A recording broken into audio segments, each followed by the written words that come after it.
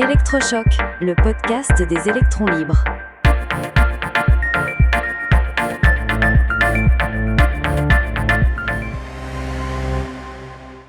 Les agriculteurs doivent-ils avoir peur du Mercosur ? Aujourd'hui, nous allons décortiquer cet accord commercial majeur entre l'Union européenne et les pays d'Amérique du Sud pour y voir plus clair. Exactement, Max. C'est un sujet qui suscite beaucoup de débats. Et souvent, on entend surtout les craintes. Mais si on regarde les chiffres et les opportunités, le tableau est beaucoup plus nuancé. Commençons par le sujet qui fâche le plus, la viande de bœuf. C'est vraiment le symbole de l'opposition à cet accord. Les éleveurs français craignent une concurrence déloyale du bœuf argentin ou brésilien. C'est une crainte légitime, mais il faut la relativiser.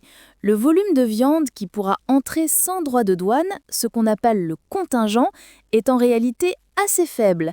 Il représente à peine 1,5% de toute la consommation de bœuf en Europe. 1,5%, ça paraît peu. Pour que nos auditeurs se représentent bien, c'est l'équivalent d'un seul steak par an et par habitant européen.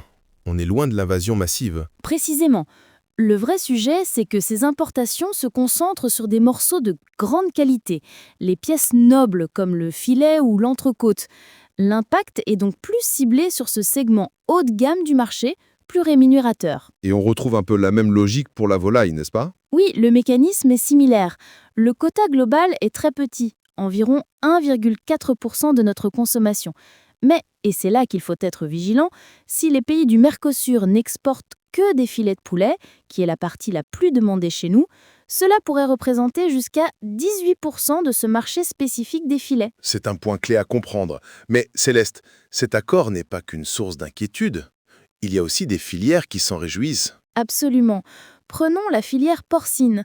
Pour nos éleveurs de porc et nos charcutiers, c'est une formidable opportunité. Le marché sud-américain est très demandeur de nos savoir-faire. On estime que nos exportations pourraient tout simplement doubler en 10 ans. Doubler, c'est énorme. Et ce n'est pas le seul secteur gagnant. J'ai l'impression que tout ce qui touche à l'art de vivre à l'européenne a une carte à jouer. Tu as tout à fait raison.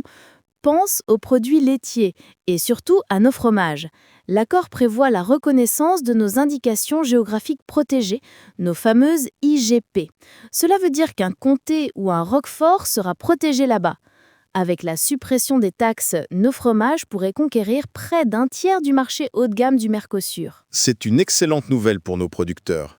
Et je suppose que ce qui est vrai pour le fromage l'est aussi pour le vin. Exactement. Actuellement, une bouteille de vin européen est taxée à 27% en arrivant au Brésil ou en Argentine. Pour le champagne, c'est même 35%. C'est presque impossible de concurrencer les vins locaux avec de telles barrières. Donc, avec la suppression de ces droits de douane, on ouvre un marché de plus de 260 millions de consommateurs à nos vignerons. Et le potentiel est immense. Les experts estiment que la valeur de nos exportations de vins et spiritueux pourrait augmenter de 50%. C'est une perspective historique pour toute la filière viticole. Revenons un instant sur les cultures qui sont plus sur la défensive. On a parlé de la viande, mais il y a aussi le sucre et le maïs. Oui, pour la filière du sucre, déjà en difficulté chez nous, la concurrence fait peur. Surtout que les normes de production, notamment sur les pesticides, ne sont pas les mêmes. Mais là encore, les quotas d'importation restent très limités. À peine plus d'1% de notre consommation de sucre. Et pour le maïs, le problème est un peu différent, il me semble. Il est plus lié aux OGM. C'est ça, la critique principale porte sur la distorsion de concurrence, car les agriculteurs du Mercosur peuvent utiliser des semences OGM interdites en Europe. Cependant, l'accord en lui-même ne change pas grand-chose à la situation, car les droits de douane sur le maïs étaient déjà très bas.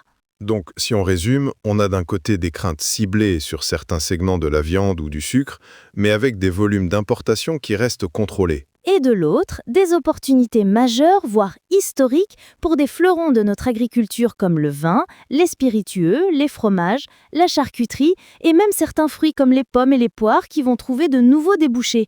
Finalement, cet accord ressemble plus à un jeu de stratégie qu'à une menace généralisée. Il s'agit de bien accompagner les filières les plus exposées tout en donnant les moyens aux filières exportatrices de conquérir ces nouveaux marchés. C'est une excellente conclusion. Ce n'est pas un accord contre l'agriculture européenne, mais un accord qui va rebattre les cartes et créer de nouvelles dynamiques. L'avenir dira comment nous saisirons ces opportunités. Soutenez les électrons libres. Abonnez-vous sur lel.media.